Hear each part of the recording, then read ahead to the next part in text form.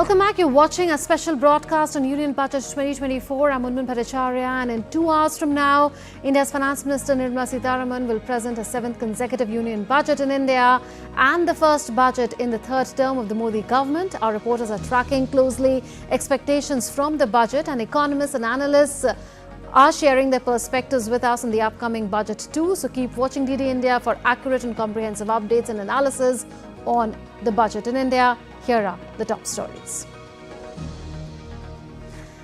India's Finance Minister Nirmala Sitharaman to soon present the country's budget for 2024-25.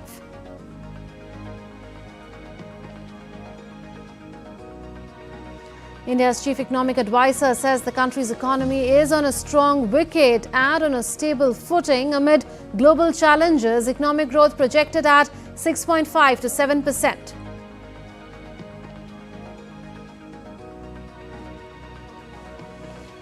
And watch our live and exclusive coverage on India's Budget 2024 all day long on DD India, complete with news, views and analysis. Join an expert panel that will decode the budget for you.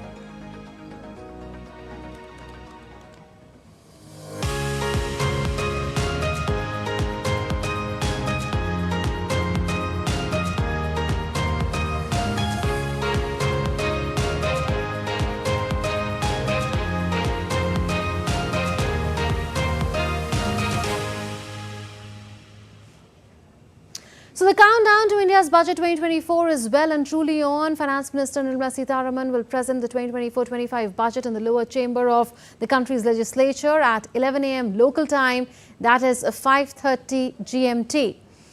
It will be Sitharaman's 7th consecutive budget, a record in itself. It will also be the first budget in the third term of Prime Minister Narendra Modi's government.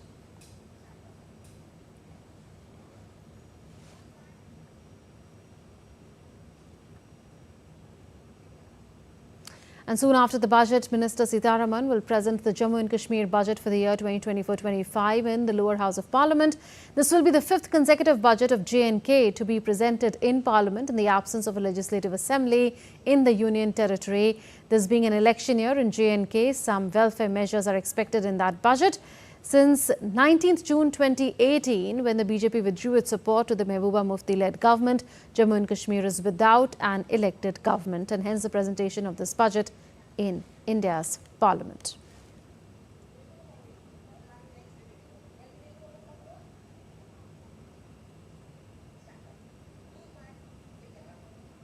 And our correspondent Dibendu Mandal is tracking all the developments in the new Parliament building. Dibendu, what's the buzz in Parliament ahead of the budget presentation?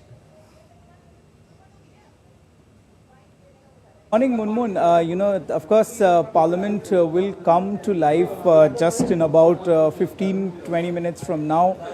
Preparations are on in full swing. We are awaiting the arrival of the Finance Minister and the entire cabinet here inside the Parliament building. Where you'll see those iconic images of the Finance Minister Nirmala Sitharaman walking up the stairs to the Makar Dwar inside the Parliament with that iconic red book, which was earlier known as the Bai Khata, to present the budget for the financial year of 24-25. So of course, before that, there will be a union cabinet that will be held here inside the Parliament building itself, where the approval for the budget by the union cabinet would be given. And then we'll see at about 11 a.m. The finance minister in the Lok Sabha, which is the lower house of Indian Parliament, presenting the budget here in the Parliament. So of course, the leaders, the parliamentarians are arriving inside the Parliament building since it's about 9 a.m. in the morning. So just about 10 to 15 minutes from now, we'll see the parliamentarians arriving inside the Parliament building. There'll be a lot of buzz that we'll get you from the Parliament as to what's happening inside the Parliament building here. Munmun, as of now, what we can report is that preparations are on full swing to present Modi 3.0's first budget.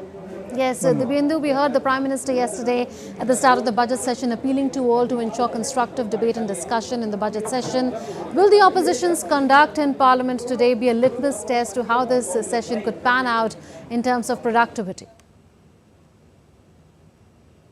Well, of course, the Prime Minister's message yesterday was very clear that for the smooth functioning of the Parliament, we require the cooperation. The government requires the cooperation of the opposition leaders, because it is both the Treasury as well as the opposition that makes the House complete within the Parliaments. Of course, without their cooperation, it will become very difficult for the government to run the House smoothly. But we are not expecting much of chaos inside the Parliament, particularly for today. But of course, the opposition leaders have their strategy in place, from tomorrow onwards, when important bills of the government will be presented, and the important key discussions would take place with regards to the budget, as well as the bills that the government is going to likely present in both the houses of Parliament. Some of the important bills that could be brought up in this particular session of both the Lok Sabha and Rajya Sabha is perhaps one of the key that I picked up is about the overhaul of the civil aviation sector and doing away with the 90-year-old Aircrafts Act of India. So of course, some reforms in the banking sectors is also expected in this session of Parliament. Of course, there could be some buzz coming in from tomorrow inside the Parliament, but today what we pick up is that it could be less chaotic when the budget is presented by the Finance Minister Nirmala Sitharaman. But having said this, Munmun, there are strategies that are being drawn up by the opposition. But will that hold the House ransom is of course something that needs to be watched out for. Bindu, we'll leave it at that, and we'll keep coming back to you as the budget presentation starts, and after that for reactions. The Confederation of Indian Industries President Sanjeev Puri has expressed optimism about India's economic growth. He said that GDP exceeded previous predictions, and he expected an investment and improvement in agriculture, services and global trade, predicted at 2.5% by WTO. CII का अपना expectation है कि इससे better होएगा और potential है 8% का। आपको शायद अगर मेरी मेमोरी सही है तो पिछली बार भी शायद जो इकोनॉमिक सर्वे में जो फिगर दिया था और जो फाइनल फिगर आया वो उससे काफ़ी आगे था, तो इस बार भी उम्मीद है वैसे ही होएगा। और एक्सपेक्टेशन है इस बार एग्रीकल्चर भी बेटर करेगा, सर्विसेज सेक्टर में भी कुछ बढ़त होएगा, और ग्लोबल ट्रेड जो एक नेगेटिव टेरिटरी में था पिछले साल -1.2, इस बार WTO का एस्टिमेट है कि 2.2% के आसपास होएगा। And joining us for perspective are Deepshika Sikarwar, Senior Editor, Economic Times, and Nilanjan Banik, Senior Economist, is also joining us. Well, welcome to the both of you. Deepshika, good morning to you. It's going to be a long day for all of us, including you. So we know that this is going to be a pro-growth budget, as has been said already by the Prime Minister, that this is going to present an economic vision for 2047, a Viksit Bharat, a developed India by then. But what could be the growth drivers to your mind in this budget? I think, if you look at the interim budget, I think it gives you a fair idea of where this full budget would be. It would take forward what was announced in the interim budget. So there would be focus on keeping the macro story intact. Not disturbing the macro story, which has been sort of maintained so far very well.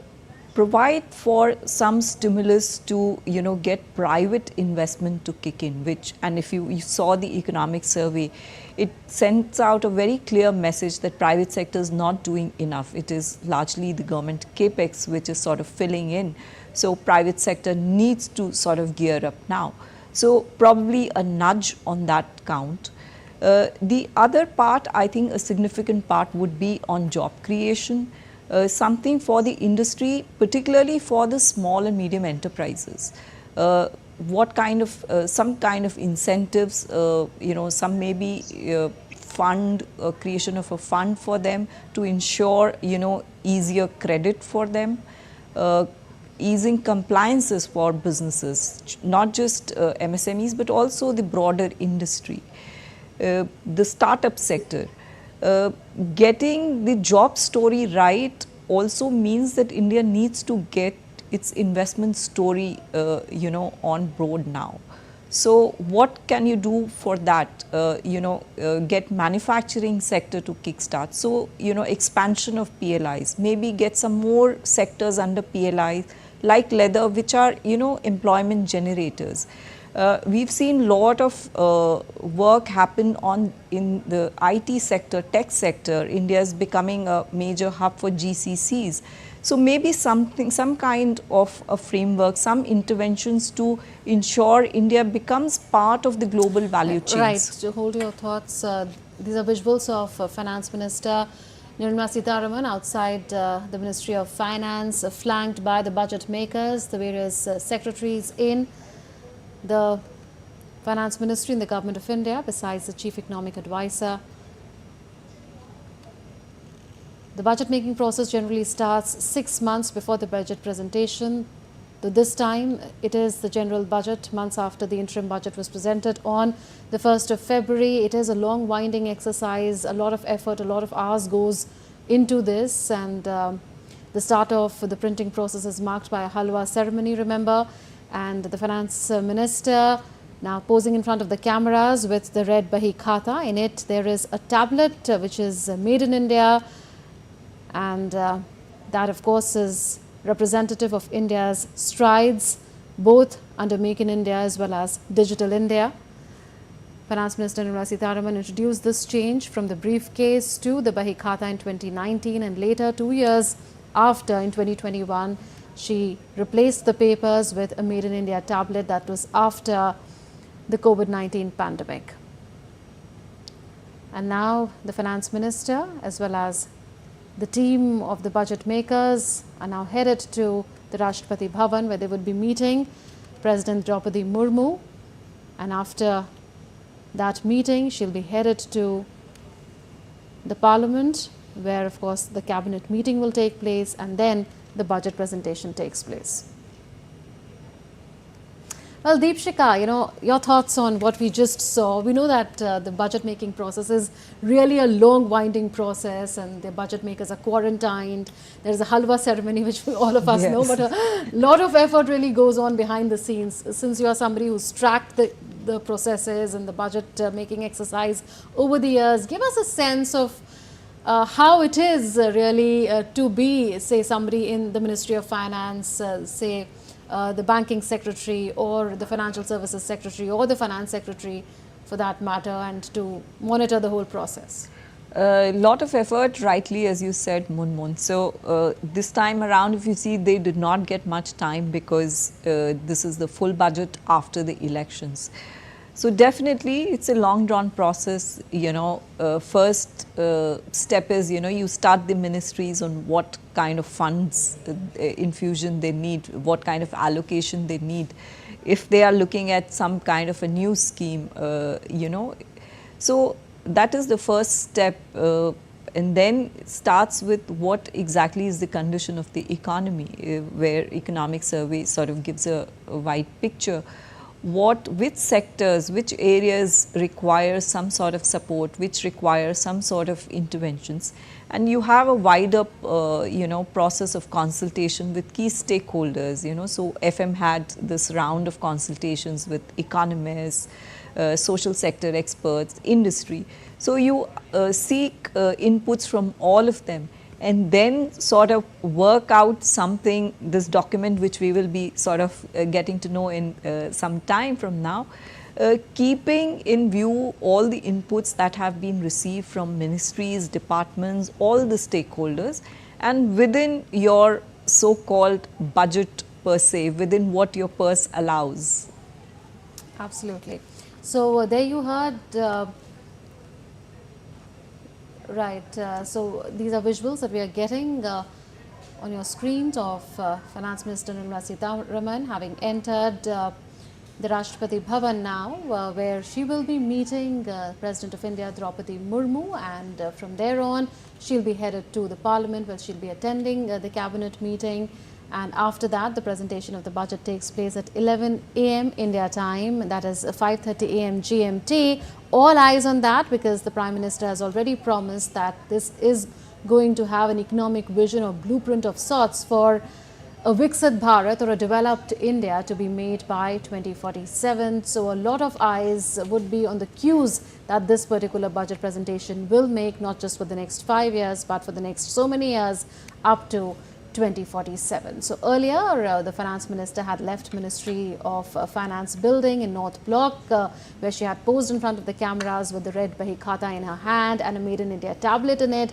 And that, of course, is a change of sorts that has been made, because we've come out of a colonial legacy where there was a briefcase that was carried to now something which has the imprint of Make in India as well as Digital India, an imprint of indigenization, so to say. And that is a legacy that has been created by the finance minister herself, because she started that change in 2019.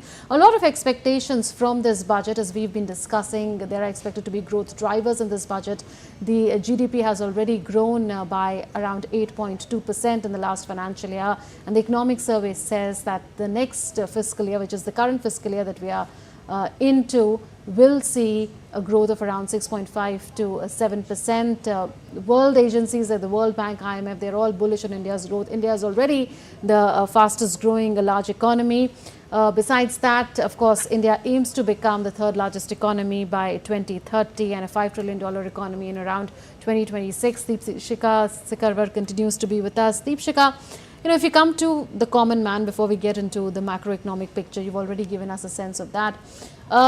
There are always expectations of a tax relief, but last year we saw that there was a new tax regime, which is a default tax regime, which has been brought in. So do you expect that to be made more attractive, and how? Absolutely, Munman, because we've seen that, the new tax regime adoption has not been, the response has not been very robust. So I think there is a case to make it more attractive, because it's a very cleaner, neater regime without, exemptions. Also, if you see, there's been this debate of widening the slabs for a very long time. Our slabs in the new tax regime, the highest slab kicks in at 15 lakh. So there's been this argument and debate about, it should be raised in view of inflation and other issues. Also because you want to perk up the consumption story right now. Consumption remains a concern. Not just in the rural sector, but also, although urban consumption has been far stronger, but there is definitely a case to strengthen the consumption story, allow people, allow more money in hands of people. So definitely there is a case for making the new tax regime more attractive to further its adoption, and also to give maybe some relief to taxpayers like all of us. Mm-hmm. And the economic survey did speak about how India has managed macroeconomic stability very well despite the pandemic, and we've grown so many times now since the pandemic years. Would you say that there is a lot of fiscal room now to spend a lot, maybe increase capex even more, despite and follow fiscal discipline at the same time, because there's record RBI dividend also that's come in, and revenues collections are also looking good? Absolutely, Munman. But while there is room and RBI dividend has come, they have funds in hand. But you also have to see, government has been pushing capex. We've seen phenomenal increase in capex COVID onwards. There's also the issue of capacity in states and various departments on spending that money. That said, there could be some marginal increase in capex. There's going to be this push because private sector investment is yet to come in.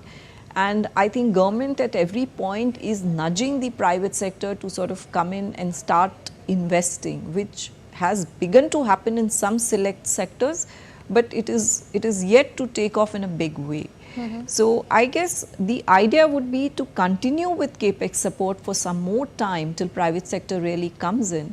But in terms of the fiscal story, I think they will continue with the fiscal story. Consolidation yes, roadmap, absolutely. Yeah. I don't think they're going to just sort of start splurging and let the fiscal story go haywire. No kicking the can down the road. Absolutely. Okay. Nilanjan Banik, senior economist, is also with us. Nilanjan ji, what is the big picture that you expect from the budget? See, there is no problem at the macro level. What we are hearing is, if you look into all the macro indicators, be it inflation level or be it fiscal deficit or for that matter, unemployment rate, everything seems to be on track in the sense that now the problem is basically with the micro level indicators. Just to give you a sense, over the last 3 years, Indian economy is growing in excess of 7% per annum, which happens to be the fastest growing large economy in the world. In terms of unemployment number, we are still below the long-term unemployment rate of 8% level. In terms of CPI or the consumer price inflation and wholesale price index, we are not doing bad either, which is again in the control territory of 6%. The problem remains is how to generate more employment in particular among the youth, and also how to target the multidimensional poverty that we are seeing. Multidimensional means that in addition to income, you're also looking into how to improve access to healthcare, how to improve access to education, so that in general, a large section of the population can sustain and not only the economic growth. One point you should also note, because 2/3 of our domestic demand is actually driving the economy. So for that, you also have to be mindful of the fact that the broader... Yes, Nilanjanji, will come back to you on the challenges at the micro level that you are discussing with us. But these are visuals of the Finance Minister and secretaries in the Ministry of Finance, as well as the Chief Economic Advisor, entering the Rashtrapati Bhavan for a meeting with President Draupadi Murmu. This comes after there was a photo opportunity outside the Ministry of Finance and North Block in the national capital, New Delhi, with the Bahi Khata in a red color. It contains a tablet which is made in India, which is representative of Digital India as well, from which she will be reading out the budget speech at 11 a.m. India time, that is in a little more than 1.5 hours from now. And Nilanjan Mani continues to be with us. Nilanjanji, yes, you were talking about the challenges at the micro level and you spoke of employment generation. Please go ahead. Yeah, so one of the good things that the government is doing, which is it is actually giving a big push to the capital expenditure. So when it comes to building road, ports, infrastructure, the government is spending close to 10 lakh crore rupees. Now, this has got twin salutary effect.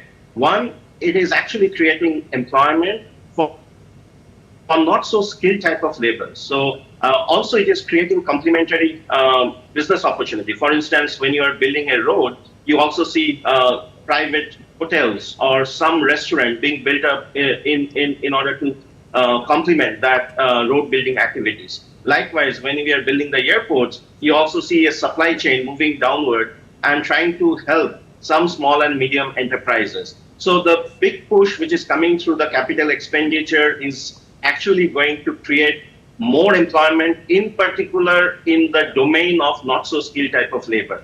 Now the government, because it has also contained its fiscal deficit and it is able to generate revenue in terms of both direct and indirect tax collection, they are in a sweet spot in terms of spending on this kind of productive economic activity, which is also creating jobs. Not only creating jobs, you should also note that the multiplier effect of building infrastructure in India is close to 2.5, which means that if you're spending 100 rupees, it is actually in the economy creating 250 rupees of total goods and services in terms of output. And also the cost of doing business for the corporate sector comes down, because in that way you are moving your goods, both inputs and output, at a much faster pace, something that the Chinese economy did during early 2000. So all this move, I think at a macro level is going to impact the micro level story that we are talking about. In addition to that, you will find that the government is taking a lot of care for the giving mudra type of loan. Last year, I think $260 million was disbursed towards mudra loan, trying to prop up the small and marginal enterprises. You also see that government has given $160 million to the farming community, because agricultural still remain a large section of the Indian population still depend on the agricultural sector. and therefore the need has come so as to make our agricultural sector productive so that it can also complement the employment generation that we are seeing in the capex building or in the construction sector. So the government is also giving 160 million or has already given 160 million dollar towards the agricultural sector. In addition, we see a big push coming in for the rural housing. And the rural housing has the connotation they are giving more money to the woman household in the sense that the four sectors, the four primary important target area, farmers, youth, women, these are the government are actually rolling out schemes to help out this sector, which happens to, in terms of the perceived notion, may be left out, because we are doing exceedingly well in terms of the macro numbers. The micro number will also start looking better if we kind of give more importance to youth, women, labor force participation, then farmers, and also part of it should also go to the MSME sector. So very quickly, Nilanjanji, before I come to Deepshika, on the PLI schemes, we know that there are around 14 sectors on which they are applicable today. Do you then expect them to be extended to more within the MSME space particularly for a boost to job creation? Or do you expect something like an employment-linked incentive which CII has recommended, for instance? Yes, because so far what we have seen, the PLI scheme are targeted towards the sector which happens to be in the capital-intensive mode of production. For instance, electronics, pharmaceuticals, so on and so forth, which also requires high-skilled laborers. But time has come to extend this to labor-intensive sectors such as textile, footwear, where we have got the capability, as well as there is a huge domestic demand, as I said in the very opening remark. 2/3 of our demand is actually generated by within the domestic economy itself, So extending this into the more labor-intensive sectors such as textile or footwears, garments, things like this will create more employment opportunity. Okay. We'll continue the discussion in just a bit, but for now, let's get an update from the stock markets. The Sensex opened in green. It climbed more than 200 points. Nifty topped 24,550 ahead of the budget. And to get us more on that, we're joined by Shishir. Shishir, if we look at the last 1 decade, we see that most of the times, I think 8 out of 10 times, the Sensex had opened on a negative note. But for a change, there is welcome news from the Sensex as well as Nifty opening in the green. What do you make of it? Well, absolutely, Munmun. At this point in time, the Sensex has given some reassurance that probably they have a faith on probably what are the announcement Finance Minister will do in her budget speech, obviously. And few of them actually market is eagerly waiting for and probably are keeping a very close tab because they're talking about the market. But before the market, what exactly the industry thinks. Right now, I'm at the Indian Merchant Chambers in Mumbai, and right now we have with us Sanjay Mehta, who is at DDG IMC. So first of all, I want to listen from your side that what exactly industry is focusing on, expecting from this budget. Yeah, industry is expecting largely to have this positive budget in the sense that it will have focus on maintaining or reducing fiscal deficit. That is the expectation of the industry, as well as some spur to the growth by way of investment. Investment, as you know, that government has already been doing for last year also there was 11 lakh crore investment. So further investment that is going to spur the growth and employment. So industry is also expecting some announcement, some measures to increase productive employment. Productive employment. Obviously, we are in Mumbai right now, so obviously I want to more focus on the market this time around. And there has been a buzz about the derivatives. What exactly are you expecting this time around? Any specific focus on the derivatives market? I don't think so, because of course it is a concern expressed by the market regulator that there is a derivative going, retail derivative going into the market, which is upping the valuation. It is up to I think 6 trillion rupees of that investment. So if government is going to tax that, it is like a double-edged sword. Does that mean that we may see a drop down in the retail investment if any action to be taken in this regard? Is market expecting this as well? I don't think so. In this budget, market is not expecting that. In this budget, it is not going to be announced because they would like to wait and watch. Because that investment, there are two things in that. That investment in the retail investment in derivatives is taking away investment in household saving. That is the concern. But at the same time, if income grows of the people, because the return is somewhere around 10 to 15% more than the bank deposit rates. So if they tax that, then the people will start withdrawing money from that. So that is a double-edged sword, because the market valuation will fall at the same time. But on a taxation front, I want to ask you that especially the middle class, most of the people who lives in a middle class families also, and tier 2, tier 3 cities, they're expecting that a curb in a taxation this time around, probably the level should be increased. What industry expecting? Will the finance minister listen to this demand as well? I think industry as a whole this time, not only industry associations have also recommended some relief in the individual tax, and there is a reason for it, that the consumption level has to increase, and that consumption level below the top 15% income level is not increasing. And how do you increase that? You increase that by giving some tax reliefs. So I think that the government will look at it positively this time, and that is a good sign of that this time. Most of the time since last, particularly about this government pattern, if you look the last few years, particularly last 5 to 10 years, they are more on the capital expenditure. We have seen that every year the capital expenditure has increased. This time around also, do you think that government will work on the same path?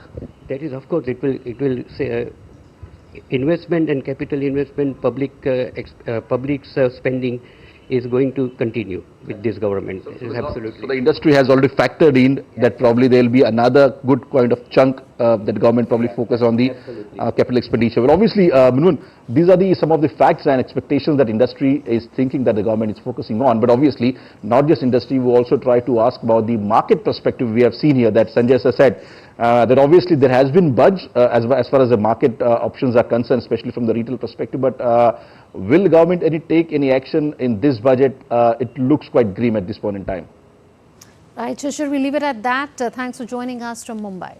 And there is excitement all across the country ahead of the union budget. An artist from Uttar Pradesh drew 6 feet long portrait of Union Finance Minister Nirmala Sitharaman with charcoal on the wall.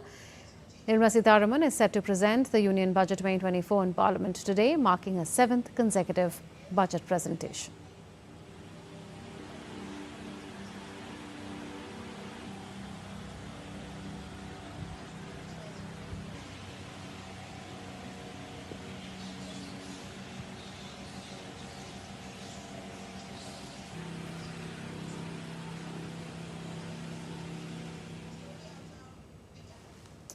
An interesting aside there, but people every year have a lot of expectations ahead of the budget, especially on tax relief. We've touched upon that already. Deepshika, if we look at some of the challenges that have been pointed out in the economic survey, you referred to how the private investment needs to further spur. But besides that, we are seeing that the FDI inflows have come down mainly because of the external factors. Then there was an out-of-the-box suggestion that countries from the countries like US or countries in Europe, instead of importing from China, possibly a model that could be followed is that Chinese companies invest in India, and from here there are exports to various parts of the world. What do you make of these suggestions and the basis of such a suggestion? I think if you look at we did see a slowdown in foreign investment, but largely because of external factors, like you said, high interest rates, so cost of funds became expensive, went up. Then of course geopolitical factors. But now with the interest rate cycles sort of coming down, rates expected to come down, I think the survey is preparing the ground for creating that framework to ensure that India can become this new supplier for the world. So while we've been doing Make in India, so create that ecosystem for companies to come in. We know we did create a new framework wherein, you know, countries which have land border with India, new dispensation was created for them. They needed a special approval, even in sectors where there was no requirement for a prior, where there was no requirement for a prior approval. So I think the survey is sort of creating this ground that we need to let investment from China come in, allow the Chinese investors to set in manufacturing facilities here, because like we know, China has been able to sort of do it in their country. They became the factory of the world.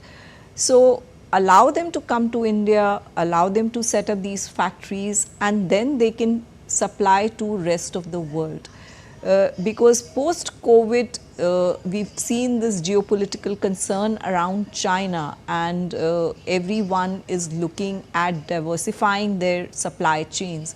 They don't want dependence for any product on just one country. So in that diversification bid, can India emerge as a new supplier, another supplier? And in that bid, can we allow Chinese companies to do what they have done in China, create large, big factories in India, which can provide jobs, which can also bring a lot of revenue for the country itself. So then, Nilanjanji, if you are there with us, on those lines, can we expect rejigging of, say, the import duties, ensuring that, you know, the maybe the final product here is cheaper and there is greater export competitiveness?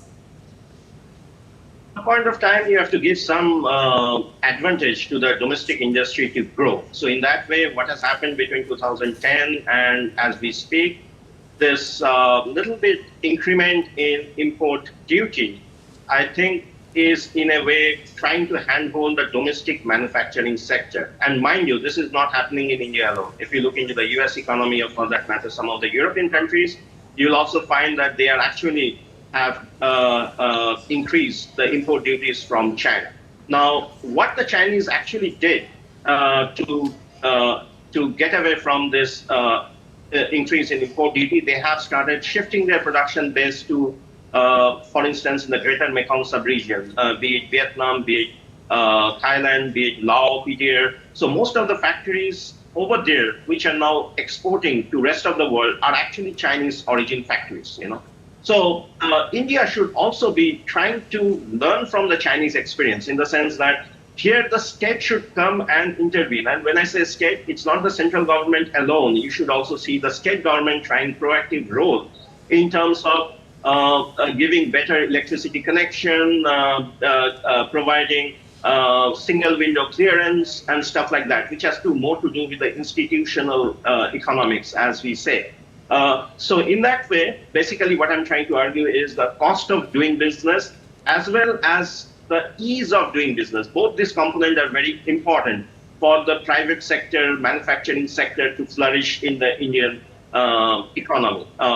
Now, some of the good point is we are seeing some of the capital flowing into be it Apple iPhone, be it automobile industry, be it telephone or mobile handset industry. Most of this inflow are coming back from China to India, and thanks to our Indian conglomerate, because most of the tie-ups are happening, be it the Tata with the let's say the Apple, or you will see that the Taiwanese semiconductor industry trying to enter into some kind of collaboration with Mahindra, or for that matter, some of this big corporate sector that we see. So basically, the system is in place in India. What is needed is from the part of both the central and state government, whether we can ease the rule of investing in India further, you know, because as you may also know, over the last few years, Tesla is arguing that if they were to shift their production base from China to India, the first thing which has to be done is to reduce the import duty. Now, the government is in a fix, because here also we have a very strong domestic automobile manufacturing sector. So I think going forward, government has to do a little bit of fine balancing or fine tuning in terms of trying to see whether what incremental foreign capital inflow is doing in terms of generating few more additional jobs. And what is more important, more than jobs, what the Chinese experience has also shown us, is whether the foreign investor, they are willing to share the technology with us, because only then the manufacturing sector that we see in India will become more competitive. The other thing which I also wanted to, this is a kind of wish list for me, is right now the R&D spend, the spending on research and development by the Indian corporate sector, it is quite minuscule. So if the government can give some incentive in the form of better ease tax policy, so that if you are investing in research and development, which in a way will make your industry more competitive, whether that will actually help in the long run for our manufacturing sector to grow. And something which we were complaining over the last few decades, that because India has moved from agricultural to services sector, we are not able to create enough jobs. Hopefully through the PLI scheme, or for that matter, for example, giving more incentive in research and development, will make our manufacturing sector more competitive, and it will also create more jobs, Because at the end of the day, what people are complaining is whether we are creating a scenario where you are actually giving or creating more jobs, So, mind you, the other thing I'd like to finish by saying is artificial intelligence is all pervasive. So most of the people are not getting this idea that because of the spread of artificial intelligence, most of the jobs which earlier were getting created are not now getting created. So the only way out is you will have to be competitive. And when I say you will have to be competitive, I mean our manufacturing sector has to be competitive. For that matter, this little increase in tariff over the last 5 or 7 years, I think is a welcome move, because otherwise you are throwing the baby in the bath without actually they can swim. Yeah. So that is something I want to flag. Okay, so you have in a way shown your wish list really from the union budget, but there are other sectors as well. For instance, the agriculture and rural sector, and local farmers have expressed their expectations from the union budget 2024. The farmers said that the upcoming budget should be able to improve their infrastructure, ensure fair prices and subsidies on essential inputs, as well as effective crop insurance schemes. Take a listen. Budget पेश कर रही है सरकार, किसानों के लिए उसमें कुछ ना कुछ रखा जाए। जो किसानों के से ऊपर कर्जा इतना चढ़ा है, उसके लिए कुछ ना कुछ बजट में रखा जाए, जो किसानों को कर्जा माफ़ी हो जाए। जैसे कि सभी लोग आस रखते हैं देश में, हम भी चाहते हैं कि जैसे आम लोगों को, देश के लोगों को, देश के नागरिकों को जो सहूलत मिलती है, उसी तरफ से हमारे ही किसान को भी ऐसे ही सहूलत मिले। So we heard from the farmers in India. We know that on the consumer side, if we see the food inflation is sticky, and on the supply side, if you see, then there are several agriculturists and farmers who would want certain concessions in the budget. There is already a rural stress in the economy. Allocations are going up. If you look at the final figures in terms of Manrega, Pradhan Mantri Awas Yojana, yet there is rural stress. So what do you think the budget can offer as some sort of an amelioration? I think one aspect which we need to understand is, states, agriculture, sort of larger implementation, execution lies with them. So the last mile is with the states to ensure proper delivery. But that said, I think in the larger picture, the central would need to sort of bring in interventions, direct interventions. Crop insurance, which we just heard, that is one big intervention which gets support from the center. Also credit flow to the agriculture sector. Direct programs which can enhance farmers' incomes. So we've seen increase in MSP for Kharif. Also, we've been seeing interventions like the areas where we are largely import dependent. So, for instance, pulses. Focus programs can be run in association with the state governments to ensure, this last mile delivery to farmers. Right. A number of those initiatives could get support. Well, these are visuals of President of India, Draupadi Murmu, along with Finance Minister Nirmala Sitharaman and secretaries in the Ministry of Finance, and a sweet start to the budget presentation as well. There you saw the President serving sweets to Finance Minister Nirmala Sitharaman, and from here the Finance Minister and the team of budget makers will be headed to the Parliament, and the Finance Minister there will attend the cabinet meeting ahead of the budget presentation, his 7th in a row. This is how the day customarily starts ahead of the budget presentation, when the Finance Minister first goes to her office, that is the Ministry of Finance and North Block, then meets the President at Rashtrapati Bhavan, and then heads to Parliament for the cabinet meeting and later for budget presentation. Yes, please continue, ma'am. You were speaking on rural push. On those, how to strengthen, the credit flow framework for the farm sector, provide a larger insurance, the penetration is still very low. So what can be done for ensuring that it really reaches the last mile? Also, if you see, government in the past has announced a number of support for horticultural programs, honey, beekeeping, all those. So what diversification can we offer in terms of what can policy interventions do to bring that diversification, which will allow farmers to enhance their incomes? And also, for deeper reforms, we did see that government tried to bring farm laws, but they could not succeed. But we need to reform the farm sector, so some measures will need to be taken. But like we've done in the case of GST for its implementation, we could possibly look at bringing states together to ensure that these reforms really happen on the ground, address their concerns while implementing them. So maybe create a structure like that, or maybe create incentive structure like allow maybe additional borrowing or some form of build incentive structure to get states to carry out these reforms. Right. Taking that thought further, Nilanjan ji, I heard from one of the chambers of commerce say that there could be perhaps GST-like councils for next generation reforms by states, and she referred to how there could be greater collaboration between the centre and the states on something like agricultural reforms going forward.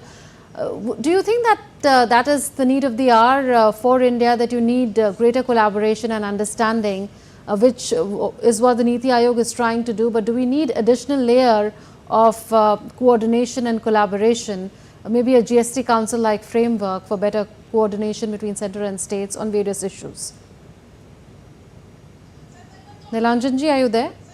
Yeah, I'm there. Are you able to hear me? Yes, please go ahead. Yeah. So let me echo what Deepshika was trying to say a few minutes back. Because if you see the reason why the farm loan waiver, or for that matter, the reforms in the agricultural sector did not go through, is because of predominantly few handful states, Punjab, Haryana, and to some extent UP. Now, a reason for that has to do with most of the farmers, so-called farmers, who are agitating. They are actually not farmers. These are the middlemen and traders, and 83% of our farmers in India are actually small and marginal farmers with less than 1.5 hectares of landholding size. Now, the need of the hour is to ensure that how the government intervention, be it the crop insurance, be it livestock insurance, reach this group of population, because we are talking about this 83% of the farming population who are actually lying close to the poverty line. So the need of the hour is to spend more on rural infrastructure, be it building more irrigation facility, be it building more food processing unit, be it cold storage units, and also build more e-market kind of thing. Now, when this kind of things happen, you will see that some of the pain area for the small and marginal farmers, this will actually go away.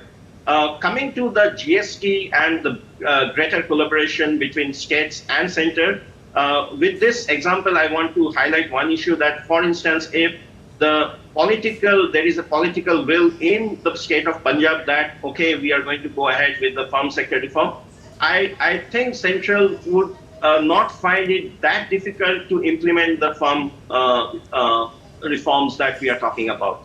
Likewise, right now, the GST, there are too many GST slab rates. In some of the developed countries, if we want to learn from them, there can be making the GST structure even more simpler so that it becomes easier for the manufacturer as well as for the food processing industry to pay and also to do business in a more seemingly easier way. I will give you another example. For instance, if I'm actually manufacturing spice, spice, most of the raw materials comes from the agricultural sector. But the spice that you are manufacturing, it has to get some clearance that it does not contain much insecticide or stuff like that. But there is no kind of overseeing activity from the government which will ensure, although we have this whole concept of APMC, Agricultural Produce Marketing Act, but there is no policy on part of the government which they can apply so as to ensure that the crops, or for that matter, let's say turmeric or the chili, which is coming and becoming input for the spice manufacturer, there the insecticide is contained at a certain below or certain level.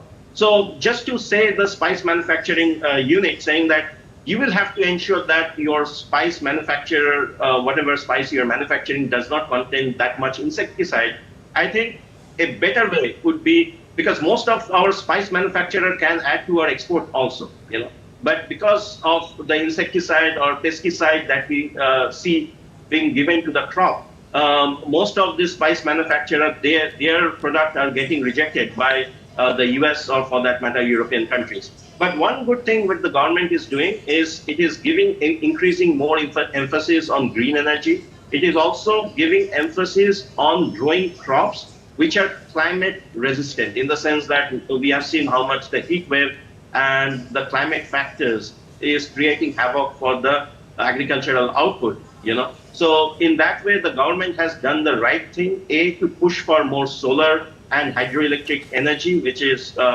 going to help our farmers, and B, also to kind of enlighten them what are the type of crop they should be growing, be it in terms of weather resistance. So we see more incentive given to jowar, bajra, this kind of crop, which is more resilient to the change in climate condition.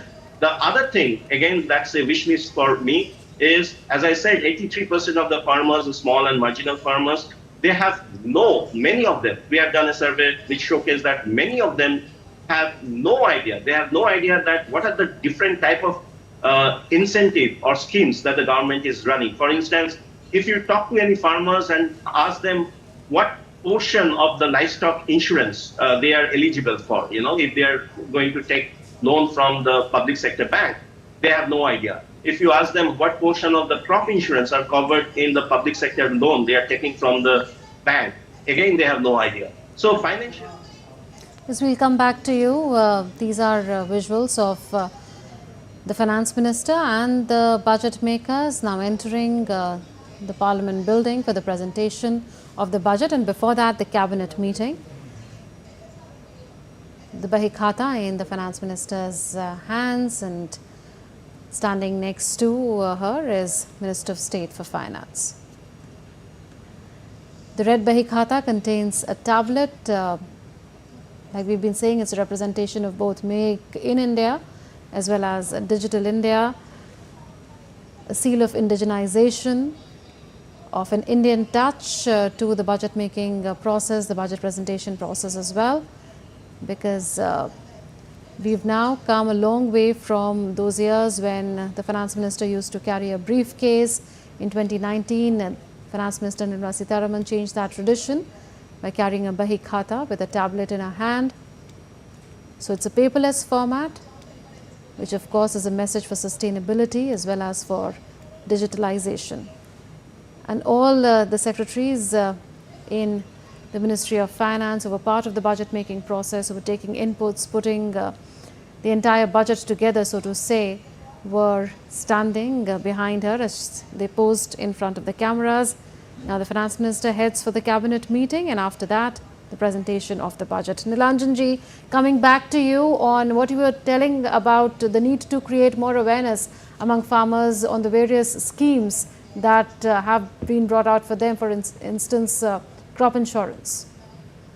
Yeah, so what I was trying to say is the need has come for doing some program, which will actually create more awareness about the livestock insurance, crop insurance, climate insurance, and stuff like that. And also to ease, because again, if you again look into the percentage of farmers which are getting access to all this government related crop insurance, or for that matter, loans coming from the public sector bank, it is again very minuscule. Out of this 83% of the farmers, only 15% of the farmers are actually getting access to the government led some crop insurance. And they also have very limited access to the crop loan, So most of the time they end up getting loan from the money lender, local money lender, with a much higher rate of interest. So this kind of macro intervention is needed for the overall upliftment of the agricultural sector. We'll leave it at that. Nilanjan ji, thank you so much for joining us. Deepshika, thank you so much for giving us your inputs. We'll keep meeting throughout the day perhaps. Well, for now, we'll continue this special broadcast, but after a breather, Ramesh Ramachandran, my colleague, will be joining us in just a bit. Stay tuned.